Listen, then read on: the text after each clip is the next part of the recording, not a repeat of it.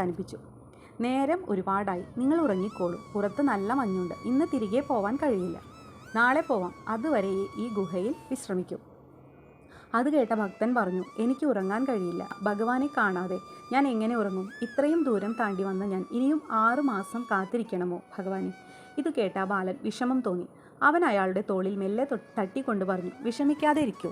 ചിലപ്പോൾ നിങ്ങളുടെ വേദന മനസ്സിലാക്കി നാളെ രാവിലെ പൂജാരി നട തുറന്നാലോ?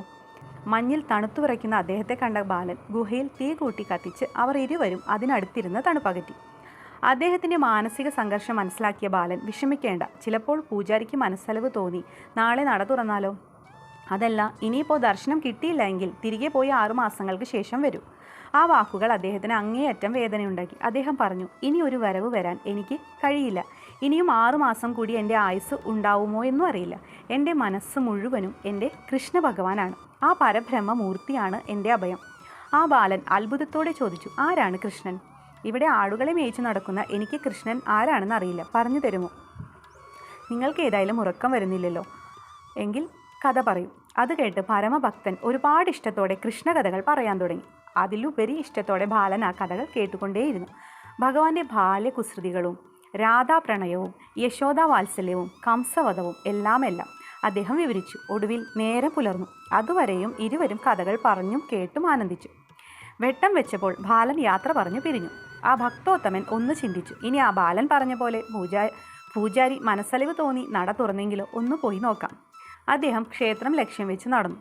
ദൂരെ നിന്ന് അദ്ദേഹം കണ്ടു, നിറയെ ദീപങ്ങൾ, മണിനാദം, ചന്ദനഗന്ധം കാറ്റിലൂടെ ഒഴുകി വരുന്നു. അതെ, ആ ബാലൻ പറഞ്ഞതുപോലെ പൂജാരി നട തുറന്നിരിക്കുന്നു. നിറക്കണ്ണുകളോടെ അദ്ദേഹം ആ നടയിലെത്തി. കണ്ണു നിറയെ ഭഗവാനെ ദർശിച്ചു. കണ്ണുനീർ ധാരകളായി കവിളിലൂടെ ഒഴുകി. അദ്ദേഹത്തെ കണ്ട പൂജാരി പുറത്തു വന്നു. ആ, താങ്കൾ വന്നുവോ? കഴിഞ്ഞ 6 മാസവും എൻ്റെ ചിന്ത താങ്കളെ പറ്റിയായിരുന്നു. എന്തായാലും 6 മാസം കാത്തിരിക്കേണ്ടി വന്നെങ്കിലും വീണ്ടും വരാനും ഭഗവാന്റെ ദർശനം കിട്ടാനും കഴിഞ്ഞല്ലോ.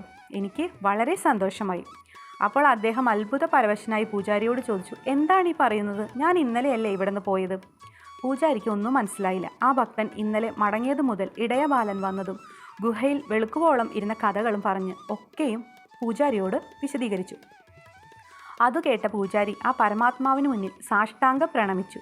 ആ ഇടയ ബാലനായി മുന്നിൽ വന്നതും ഈ 6 മാസക്കാലം ഒരു രാത്രി പോലെയാക്കി അത്രയും നേരം ആ പരബ്രഹ്മമൂർത്തി അരികിലിരുന്നതും കേവലം ഈ മനുഷ്യനൊപ്പമോ?